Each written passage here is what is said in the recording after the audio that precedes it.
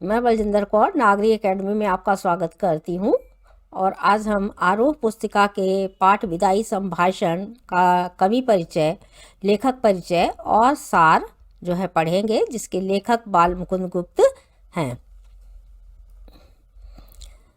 जन्म देखिए उनका सन 1865, ग्राम गुड़ियानी, जिला रोहतक, हरियाणा में।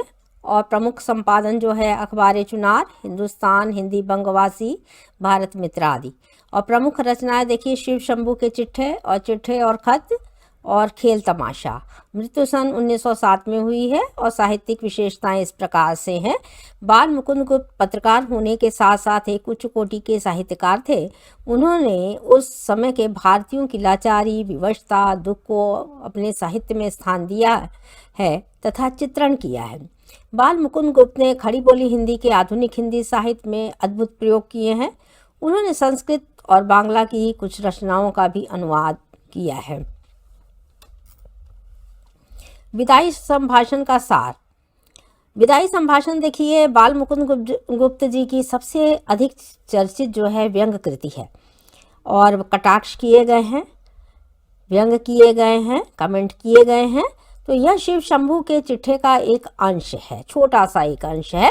प्रस्तुत पाठ देखिए वायसराय लॉर्ड कर्जन, जो 1899 से 1904 तथा 1904 से 1905, ये देखिए दोनों डेट जो है, दिनांक जो है वो बताई जा रही हैं, तक 2 बार वायसराय रहे जो हैं। उनके शासनकाल की बात की जा रही। भारतीयों की स्थिति का वर्णन किया गया है। लॉर्ड कर्जन के शासनकाल में बहुत से कार्य हुए हैं, परंतु उनका उद्देश्य देखिए अंग्रेजी शासन की व्यवस्था के वर्चस्व को स्थापित करना था। वो अपने आप को मजबूत करना चाहते थे भारतवर्ष में, और कार्य तो हो रहे थे और प्रगति भी दिखाई दे रही थी। लेकिन किस कारण से ऐसा हो रहा था, इस चीज़ को समझना भारतीयों के लिए बहुत ही आवश्यक था। और भारतीयों की स्थिति जो है बहुत कमज़ोर क्यों हो रही थी।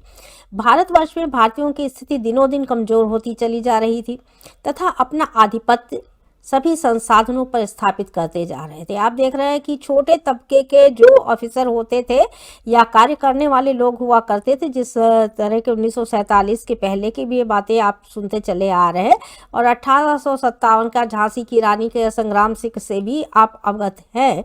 तो ये सारी चीज़ें कैसी थी, बहुत सारी कहानियाँ, बहुत सारी चीज़ें आपने पहले भी सुनी हुई है।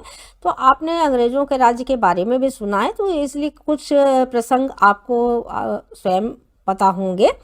और यहाँ पर आप देख रहे हैं कि भारतीयों के स्वतंत्रता पर पूर्णतया रोक लगी हुई थी।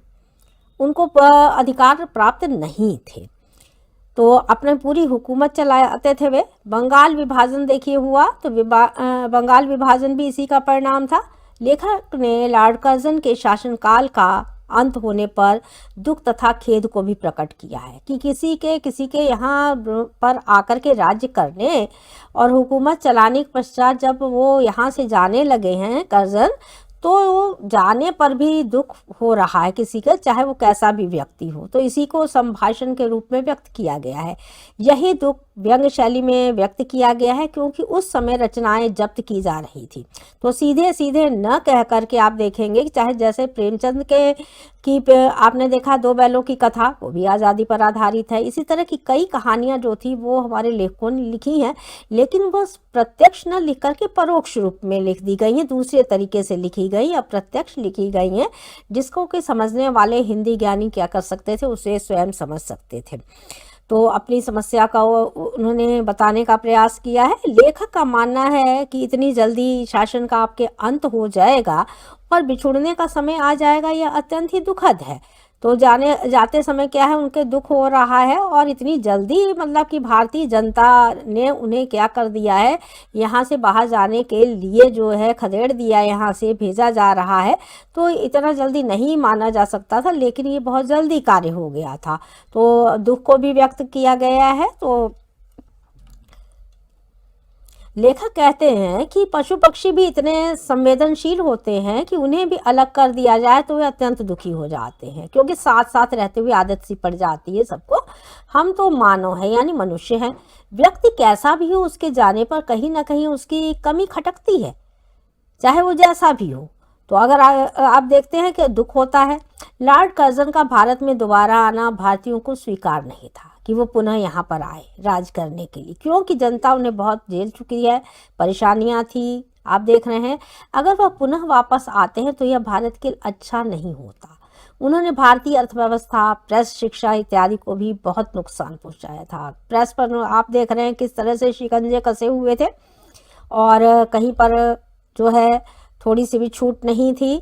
जब दोबारा वायसराय बनकर आए तो वह भारत की सुख समृद्धि वापस लाने का वादा करते हैं कि मैं पहले की अपेक्षा अब और अच्छा से ध्यान रखूंगा, परंतु दूसरी बार उन्हें बहुत जल्दी ही वापस जाना पड़ा है।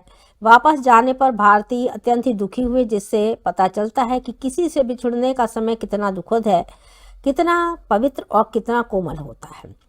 लेखक का मानना है कि जो भी शासक हो उन्हें एक न एक दिन यहाँ से क्या है जाना ही पड़ता है। लॉर्ड कर्जन का वर्णन करते हुए भी लेखक ने व्यंग किया है और यही चीज़ें बताने की कोशिश की है। व्यक्ति चाहे कितना भी प्रभावशाली क्यों न हो, उसे कहीं ना कहीं क्या है, किसी न किसी दिन उसका राज्य जो होता है समाप्त भी होता है, उसे जाना पड़ता है। तो ये चीज़ें जो है विदाई संभाषण के माध्यम से बताने का प्रयास भी किया गया है। अपने कुर्सी देखिए कितना मतभेद था। अगर लॉर्ड कर्जन अपनी कुर्सी सोने की पर बैठते थे तो अपने भाई और भाभी की कुर्सी जो थी वर्णन किया गया कि वो चांदी की बनवाते थे। लोग उन्हें सलाम करते थे, जुलूस में उनके हाथी घोड़े आप देखते हैं आगे चला करते थे। ईशो और महाराज एडवर्ड के बाद क्या था, आपका ही दर्जा था, उन्हें माना जाता था, परंतु सरकार के खिलाफ बोलकर आपको ही इस्तीफा देना पड़ा। उन्होंने कुछ बातें ऐसी कही सरकार के लिए, तो सरकार के अगेंस्ट बोलने पर उनको जो है इस्तीफा दे दिया उन्होंने। जब तो उस इस्तीफे को क्या कर लिया गया, मंजूर कर लिया गया था, और भारत से जाने का समय उनका आ गया कि अब चलिए दूसरे किसी और को भेज दिया जाएगा। किसी के जाने पर उसकी विदाई समारोह में जिस प्रकार से भाषण दिया जाता है, उसी प्रकार से लेखक ने कर्जन के जाने पर एक औपचारिक भाषण देकर उन्हें भारत को संबोधित करने का एक तरह से आग्रह किया है।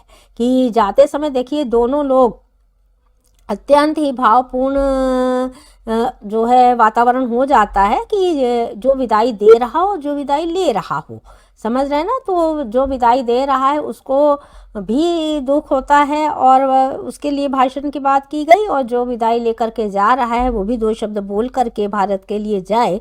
ये लेखक चाहते थे कि वो जाते जाते कुछ अच्छा कुछ बोल कर कुछ करके अपने लिए कुछ जो है दो शब्द अच्छे उनके लिए लोग बोले और वो भारत के लिए बोल करके जाएं कि उन्हें किस प्रकार से।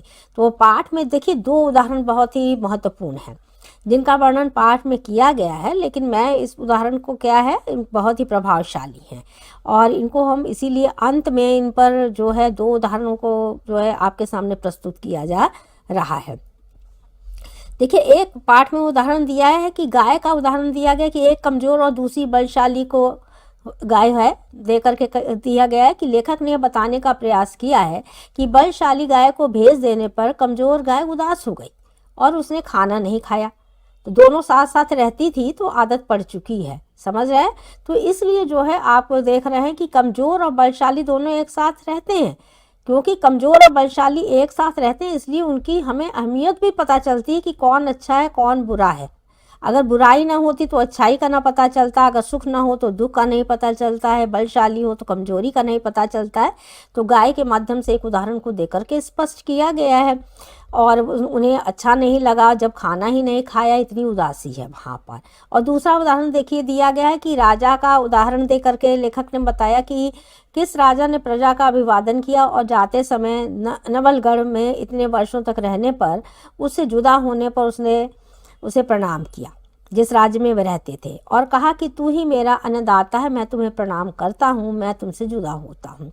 इन उदाहरणों के माध्यम से ज्ञात होता है कि व्यक्ति जहाँ भी रहे उसकी उसी के अनुसार तथा किसी का मन दुखित करने वाला उसे नहीं होना चाहिए और दूसरों का एहसान समझना चाहिए, चाहे वो राजा हो या प्रजा। तो राजा और प्रजा के बीच का जो अंतर है उसको आप बहुत अच्छे तरीके समझते हैं। जो बलशाली है, जो ऊपर कुर्सी पर बैठा हुआ है, वो अपने आप को सर्वश्रेष्ठ समझता है और अपनी प्रजा को दबाने का प्रयास करता है, जैसा कि अंग्रेजों के राज्य में हुआ है। और कर्जन के बारे में भी ऐसी ही बातें कही गई हैं। तो ये दो उदाहरण अत्यंत ही महत्वपूर्ण है पाठ में, इनको जो है आपको स्पष्ट किया गया है। इस प्रकार से आपने देखिए उस पाठ का सार पढ़ा, लेखक का परिचय पढ़ा। चैनल को सब्सक्राइब करें, वीडियो को लाइक करें, शेयर करें। धन्यवाद।